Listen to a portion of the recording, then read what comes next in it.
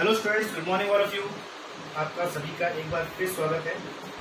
Students, आज जो हम टॉपिक पढ़ने वाले हैं, कल लास्ट वीडियो के अंदर हमने मॉर्फोलॉजिकल एनाटॉमिकल एविडेंसेस पढ़े थे एवोल्यूशन को लेके। आज हम पैलिएंटोलॉजिकल एविडेंसेस के बारे में बात पढ़ने वाले हैं। पैलिएंटोलॉजिकल एविडेंसेस। अब देखो, पैलिएंटोलॉजिकल एविडेंसेस क्या होते हैं, पहले पैलिएंटोलॉजी होती क्या है, ठीक है, इसके बारे में बात कर लेते हैं। तो पैलिएंटोलॉजी क्या होता है? स्टडी ऑफ, अगर बात करें यहाँ पे palaeontology, it is the study of fossil. ठीक है, क्या कहलाती है? Study of fossils. और जो स्टडी करते हैं इसकी, उन्हें हम क्या बोलते हैं? पैलिएंटोलॉजिस्ट। तो आपको यहाँ पर दिख रहा होगा कि हम आज क्या पढ़ने वाले हैं। आपका एक टॉपिक है, काफी इंपॉर्टेंट टॉपिक है, जो क्वेश्चन बनता है इसके अंदर, ठीक है। और वो क्या पढ़ने वाले हैं? हम फॉसिल्स के बारे में, ठीक है। फॉसिल्स जो होते हैं क्या होते हैं, और ये फॉसिल्स आपको पता है स्टूडेंट्स क्या होते हैं? फॉसिल्स जो होते हैं, these are the dead remains रहते हैं किसके? पास्ट के। लाइक हमारे पास एनिमल्स हो गए या ऑर्गेनिजम्स हो गए, प्लांट्स हो गए, ठीक है।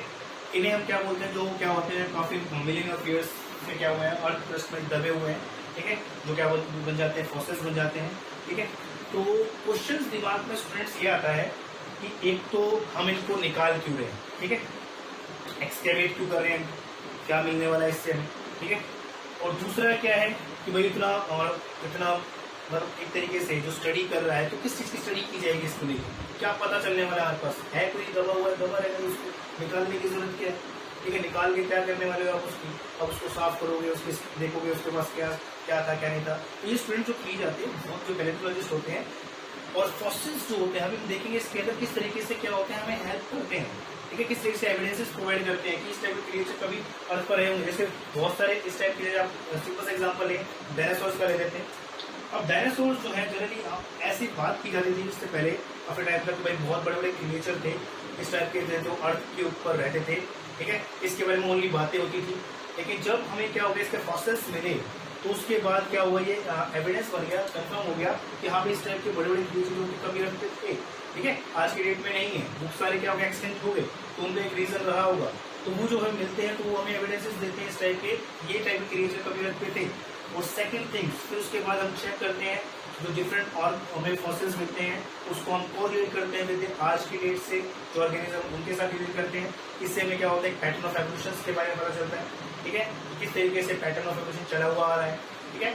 अलग अलग टाइम दौरान, अलग अलग टाइम बेसिस पर अगर हम बात करें, अलग अलग टाइम पीरियड के अंदर किस किस टाइप के ऑर्गेनिज्म थे, तो किस टाइप के लिंक जो बना हुआ है। हमारी बात कर लेंगे ह्यूमन एवोल्यूशन की। आज की डेट में जो मॉडर्न ह्यूमन्स है, जो स्टार्टिंग में ह्यूमन्स जब बन रहे थे, ठीक है, चिंपैंजीज, गोरिल्ला, इनसे, तो उस टाइप से किस टाइप का चेंज आता चला गया। ये सब कुछ क्या एक दिन में नहीं आया, एक साल में नहीं आया, बहुत साल लग गए इनको, 1000 साल लग गए हैं, ठीक है। तो जिसके दौरान क्या वो चेंजेस आते चले गए। तो जब उनके फॉसिल्स निकलते हैं, तो एक लिंकअप तैयार होता है, किस किस टाइप से धीरे धीरे जो मॉडिफिकेशन है वो देखने को मिले। ये नहीं कि एकदम से ही चिंपैंजी से गोरिल्ला बन गए, वर्टिकल कॉलम स्ट्रेट हो गया, स्टीरियो टाइप का विजन हो गया, ठीक है, स्नाउट अंदर चला गया, ब्रेन डेवलप हो गया। तो ये सारी चीज जो है एक बारी में नहीं हुई, धीरे धीरे क्या है, इनके चेंजेस कॉज हुआ। तो उससे हमें क्या होता है, पैटर्न ऑफ एवोल्यूशन जो होता है उसके बारे में पता चलता है, ठीक है। तो उसके बारे में क्या करने वाले, डिस्कस करने वाले। और फॉसिल्स बनते कैसे हैं? जो भी हमारे पास पास्ट के अंदर जो मिलियन ऑफ ईयर्स पहले मान लीजिए मर गए थे, तो वो मरने के बाद क्या हो गए, दब गए, ठीक है। इससे जब क्या फिर सॉइल की जो क्या हो गया उसके ऊपर चलती चली गई, या फिर कुछ क्या हो गए रिवर के साथ या लेक के साथ, या जो भी वाटर बॉडी की बहकर क्या हो गया, सी वाटर में चले गए, वहां पर दब गए। दबने के बाद क्या हो गया, ऊपर प्लस जमता चला गया, सॉइल जल्दी चली गई, रॉक बन गई, वो ऑक्सीजन से क्या हो गया, डायरेक्टली कट आउट हो गया, जिसकी वजह से क्या हो गया, वो बच गए, फॉसिल्स बन गए, उनका डिग्रेडेशन नहीं हो पाया, ठीक है। तो उसके बाद जब उनको हम निकालते हैं रॉक्स में से, तो उनको पता लगता है कि इस टाइप के नेचर क्या थे, कभी अर्थ के ऊपर रहे थे। ये सारे क्या कहलाते हैं, फॉसिल्स कहलाते हैं। और इस तरीके से क्या होते हैं, बनते हैं। अब आपको जो क्वेश्चन आता है उसके बारे में बात करते हैं। क्वेश्चन आपको आएगा इसके ऊपर क्या आता है, एक तो फॉसिल्स क्या होते हैं इसके बारे में पूछा जाता है, और दूसरा क्वेश्चन आपके पास इसके अंदर आता है कि जो डेट होती है, जो एज होती है, उसको आप कैसे डिटरमाइन करते हैं। छोटा सा क्वेश्चन इसमें ये बन जाता है। तो उसके बाद आपको क्वेश्चन किस टाइप के आते हैं, भाई एवोल्यूशन में किस तरीके से हेल्प करते हैं, किस टाइप से पैटर्न ऑफ एवोल्यूशन जो होता है इससे हमें पता चलता है, किस तरीके के क्वेश्चन जो होते हैं इसके अंदर पूछ लिए जाते हैं। तो पहले हम बात करते हैं कि एज जो होती है फॉसिल्स की किस तरीके से क्या होती है डिटरमाइन की जाती है। ये इंपॉर्टेंट थिंग है। एक सिंपली पूछेंगे व्हाट आर फॉसिल्स, और इसके अंदर जो एज होती है आप किस तरीके से डिटरमाइन कर सकते हैं, ठीक है। तो एज डिटर्मिनेशन की अगर मैं बात करूं स्टूडेंट्स, तो इसके अंदर हमारे पास क्या है, दो मेथड मिलते हैं आपको। एक मिलता है आपको क्लासिकल मेथड, ठीक है, ओल्ड मेथड है ये क्लासिकल मेथड जो पहले इस्तेमाल किया है, जो हमारे पास क्या थे, टूल्स नहीं देते ताकि हम किसी की एज का पता लगा सकें, ठीक है। तो उस टाइम पे क्या था, क्लासिकल मेथड अप्लाई किया जाते थे। वो क्लासिकल मेथड क्या था, वो ये था कि जनरली जैसे फॉर एग्जांपल ये हमारे पास क्या हो गया, सरफेस लेयर हो गई, ठीक है, अर्थ की, और उसकी डीप स्ट्रेटा के अंदर कहाँ पर कोई फॉसिल दबा हुआ है, जैसे हमारे पास ये दबा हुआ है, एक यहाँ मिल गया, एक यहाँ मिल गया, एक यहाँ मिल गया, एक आपको यहाँ मिल गया, एक आपको यहाँ मिल गया। जैसे हमने क्या है, लेबलिंग कर दिया यहाँ पे ABCD, ठीक है, ACEBD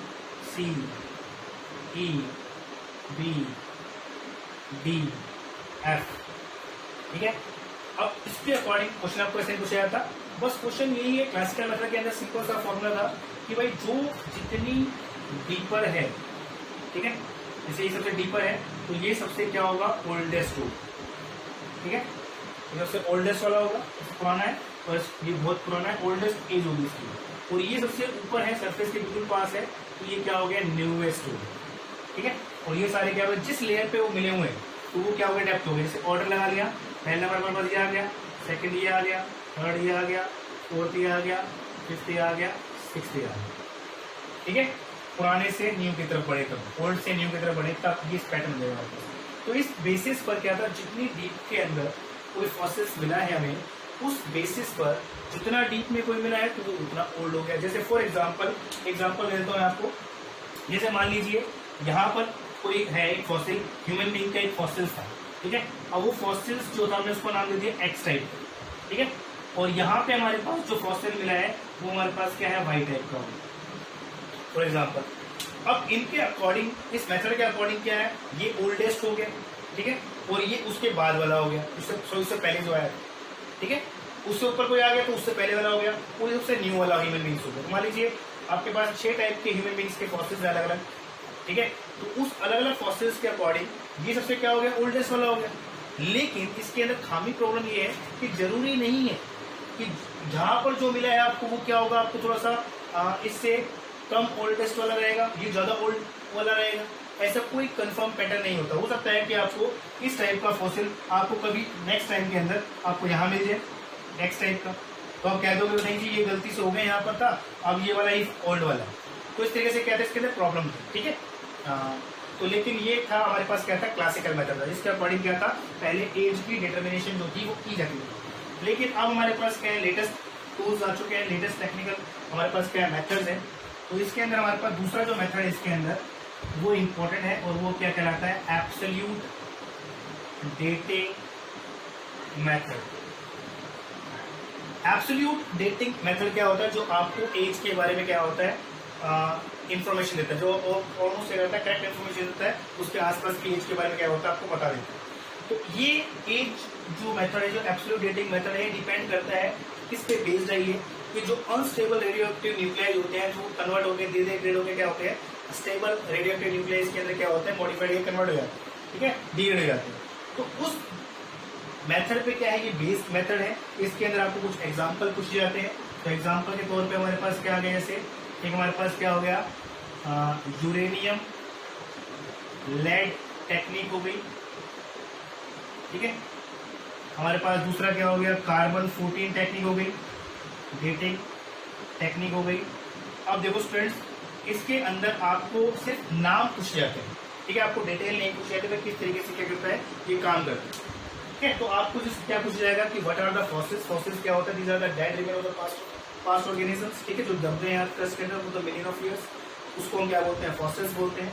फिर ये क्वेश्चन नहीं पूछा जाता कि फॉसिल्स बनते कैसे, फॉसिल्स बनते कैसे, ये आपको मैं एक्सप्लेन कर चुका हूँ। और फिर पूछा जाता है कि इसकी एज की डिटर्मिनेशन जो होती है किस तरीके से की जाती है। तो उसके अंदर आपको क्या है, दो मेथड बताने होते हैं, एक होता है क्लासिकल मेथड जो क्या होता है डेप्थ के बेस पर होता है, और दूसरा होता है absolute dating method. Absolute dating के अंदर क्या होता है, जो अनस्टेबल रेडियोएक्टिव न्यूक्लियाई होती है वो डिग्रेड होकर क्या होता है, कन्वर्ट हो जाता है किसके अंदर, स्टेबल रेडियोएक्टिव न्यूक्लियाई के अंदर। तो उस पर्टिकुलर टाइम पीरियड में कितना टाइम लगा उसको उस अनस्टेबल रेडियोएक्टिव न्यूक्लियाई से स्टेबल रेडियोएक्टिव न्यूक्लियाई के अंदर बनने में, तो वो जो टाइम पीरियड होता है उसका, उस पीरियड को हम क्या बोलते हैं, उसका हाफ लाइफ पीरियड बोलते हैं। ठीक है, उस पर बेस्ड है। जैसे अगर मैं एग्जांपल दूं तो आपको फिर एग्जांपल बताने हैं, आपको उसका एक्सप्लेनेशन नहीं देंगे। तो जनरली अगर मैं यहाँ पे एग्जांपल दूं तो इसको हम इस तरीके से समझ सकते हैं। जैसे फॉर एग्जांपल, जैसे इसको भी, जैसे यूरेनियम जो है, ठीक है, वो यूरेनियम जो है ये होता है, ये कन्वर्ट हो जाता है इसके अंदर, लेड के अंदर। ठीक है, धीरे धीरे क्या होगा, स्पॉन्टेनियसली डीके होगा इसका, और डीके हो के क्या होगा, वो फाइनली क्या होगा, लेड के अंदर कन्वर्ट हो जाएगा। तो उस फॉसिल्स में या उस रॉक के अंदर जब इसका डिसइंटीग्रेशन होगा किसके अंदर, यूरेनियम से लेड के अंदर, तो इसको पर्टिकुलर टाइम पीरियड कितना लगता है, 4.5 बिलियन ईयर्स लगते हैं।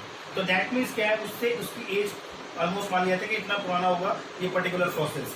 इसको और सिंप्लीफाइड तरीके से मैं समझाया तो आपको, जैसे फॉर एग्जांपल, जैसे मान लीजिए आप एक 10th क्लास के स्टूडेंट हैं और आपकी एज कितनी है, फॉर एग्जांपल आज की डेट में आप क्या है, 14 ईयर्स के।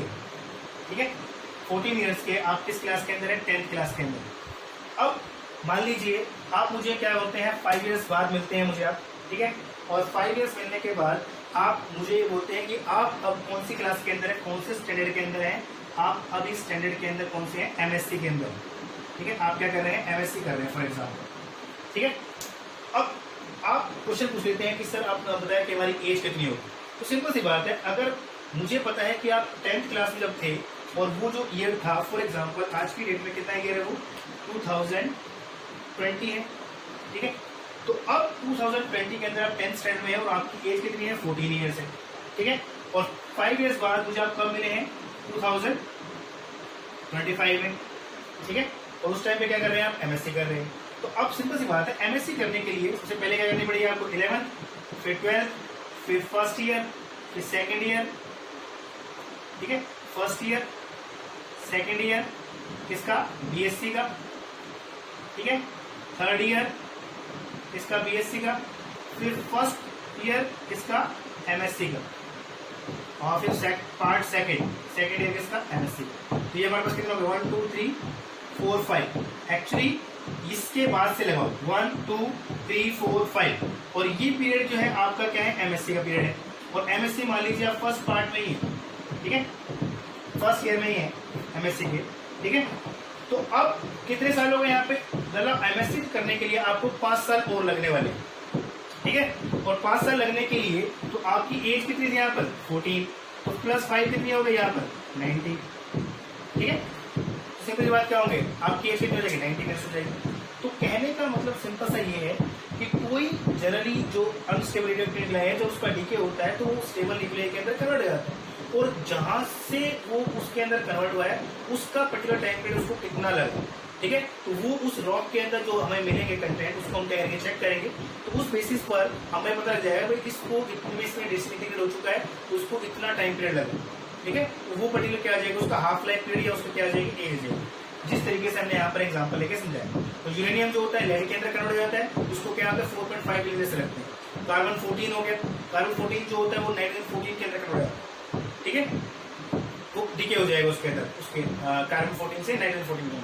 तो कार्बन 14 से नाइट्रोजन 14 में जितना टाइम पीरियड लगा वो क्या होगी, उसकी एज। तो दैट मीन जो स्मॉल स्केल की एज है उसके अलग आप टूल्स अप्लाई कर सकते हो, बड़ी एज निकालने को, ज्यादा एज निकालनी तो उसके लिए अलग। तो इस तरीके से बहुत सारे क्या है, टूल्स है यहाँ पर, बहुत सारे हमारे टेक्निक्स हैं जिनको हम अलग अलग पर्पज के लिए करते हैं, इस्तेमाल करते हैं। तो आपको एग्जाम्पल याद रखना है, आपको एग्जाम्पल देना है कार्बन 14 टेक्निक्स।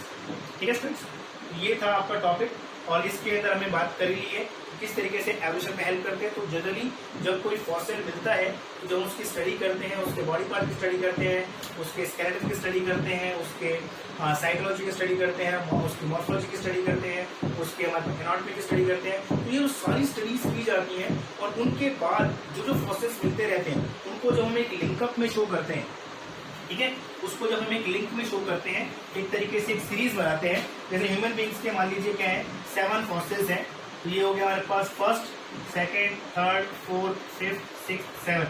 तो इनकी पर्टिकुलर आपको फॉसिल्स मिला, आपने उसकी एज निकाली, आपको फॉर एग्जांपल उसकी एज कितनी आ गई, 5 मिलियन ईयर्स पहले का फॉसिल्स। दूसरा आपने निकाला, उसकी कितनी आ गई, 2 मिलियन ईयर्स आ गई। फिर आपने निकाला, उसकी कितनी आ गई, 8 मिलियन ईयर्स आ गई, तो 7.8 या 7 मिलियन ईयर्स आ गई। इस तरीके से 6 मिलियन आ गई। तो जैसे जैसे आपको फॉसिल मिलता जा रहा है, आप उसकी एज निकालते जा रहे हैं, और एज के अकॉर्डिंग क्या करके आपने उसको एज निकाल दी, फॉर एग्जाम्पल उस सब की। अब एज निकालने के बाद आप जब उसके सारे पैटर्न को स्टडी करोगे तो ओनली ये नहीं कि आपने एज निकाली और आपने उसको उसके अकॉर्डिंग सीरीज में लगा दिया भाई, तो यहाँ पे ये आ गया, ये इसके बाद है, इसके बाद है, इसके बाद है, ऐसा पॉसिबल जरूरी नहीं है। लेकिन आप उसके सारे स्ट्रक्चर की स्टडी करोगे, आप उसकी मॉर्फोलॉजी की स्टडी करोगे, आप उसके एनाटॉमी स्टडी करोगे, आप उसके साइकोलॉजिकल स्टडी करोगे, आप उसकी मॉलिक्यूलर स्टडी करोगे, तो ये सारी स्टडी करोगे तो उसके बेसिस पे आपको पता लगेगा कि किस टाइप से चेंजेस देखने को मिले और कौन सा प्रिमिटिव टाइप का, कौन सा सिंपलर टाइप का इसके अंदर, और धीरे धीरे कॉम्प्लेक्सिटी किस तरीके से आती चलेगी, किस तरीके से एडवांसमेंट आती चलेगी। ठीक है, तो उनके बेसिस पर जब सारी स्टडी करोगे देन उसको आप क्या करोगे, इसके अंदर अरेंज करोगे और उस बेसिस पर हम पता लग सकता है कि भाई एवोल्यूशन जो पैटर्न है वो किस टाइप से चला हुआ है। जैसे रेप्टाइल्स जो थे, एक एग्जांपल आपको सुनते हो किसका, आर्कियोप्टेरिक्स का, एक एग्जांपल है आर्कियोप्टेरिक्स। ठीक है, ये आर्कियोप्टेरिक्स क्या कहलाता है, एक मिसिंग लिंक कहलाता है, जिसके अंदर क्या है, दो फीचर्स थे, दो ग्रुप के फीचर्स थे। एक फीचर था किसका, रेप्टाइल्स का, और दूसरा फीचर शो कर रहा था किसका, ये एव्स का। ठीक है, अब इसका, अब देखो सिंपल सी बात है, रेप्टिलियन फीचर्स भी थे इसके पास और एव्स के फीचर भी थे। एव्स के फीचर लाइक इसके पास उड़ने के लिए क्या थे, विंग्स से अवेलेबल थे, लेकिन रेप्टाइल्स के फीचर्स क्या थे, इनके पास क्या थे, टीथ अवेलेबल थे। एव्स की तरह इनके पास बीक थी इसके पास, लेकिन बीक के अंदर टीथ थे, लेकिन बीक की अगर बात करें तो वो ओनली बर्ड्स की अगर बात करें तो उनके पास टीथ नहीं होते उसके अंदर, लेकिन टीथ किसके कैरेक्टरिस्टिक्स हैं, रेप्टाइल्स के कैरेक्टरिस्टिक्स है। इसके बेसिस पे क्या है, इनके अंदर दोनों ग्रुप के क्या थे, फीचर्स थे, तो ये हमें लिंकअप शो कर रहा था किस तरीके से रेप्टाइल्स जो है एव्स के अंदर बने होंगे। क्योंकि अगर, लेकिन आप ये भी बोल सकते हो कि एव्स से रेप्टाइल्स बने, लेकिन एव्स से रेप्टाइल्स बनेंगे तो विंग्स गायब हो जाने चाहिए। ठीक है, लेकिन उसके फीचर्स जो है ये रेप्टिलियन फीचर शो कर रहा था और एडवांस फीचर जो थे किसके शो कर रहा था, वो एव्स के शो कर रहा था। तो इससे एक लिंक मिल रहा था कि भाई रेप्टाइल से ही जो ब्रांच है एव्स की क्या होगी, निकली होगी। तो इस तरीके से किससे पता लगा हमें, ये सब कुछ पता लगा इसके जब फॉसिल्स मिला, तो फॉसिल्स की हमने स्टडी की, उससे हमें क्या लिंकअप मिला और उसके बेसिस हमें पता लगा कि किस तरीके से क्या करते हैं ये एवोल्यूशन पैटर्न को करते हैं, बताते हैं उसके बारे में, उसके पैटर्न के बारे में हमें इन्फॉर्मेशन प्रोवाइड करते हैं। तो इस तरीके से क्लासिफिकेशंस जैसे हमने देखा था, इसके अंदर क्लासिफिकेशंस कर सकते हैं, इनके बेसिस पर क्लासिफिकेशन बेस्ड होती है इसके ऊपर। ठीक है, तो इस तरीके से बहुत सारी इन्फॉर्मेशन जो होते हैं क्या करते हैं, प्रोवाइड करते हैं। ठीक है स्टूडेंट्स, तो क्वेश्चंस मैंने आपको बता दिया किस बेस पे क्वेश्चन आएगा, इसका 3 बेसिस पे क्वेश्चन आता है, या तो डायरेक्टली आएगा फॉसिल्स क्या होते हैं, दूसरा आ सकता है फॉसिल्स और उसकी एज कैसे निकालते हैं, और तीसरा आपको एवोल्यूशन पैटर्न किस तरह पता लगता है। आप एक एग्जांपल देके इसको एक्सप्लेन कर सकते हैं, इस तरीके से एक क्वेश्चन जो है आपको पूछ जाएगा। ठीक है स्टूडेंट्स, अभी के लिए इतना ही, थैंक यू सो मच।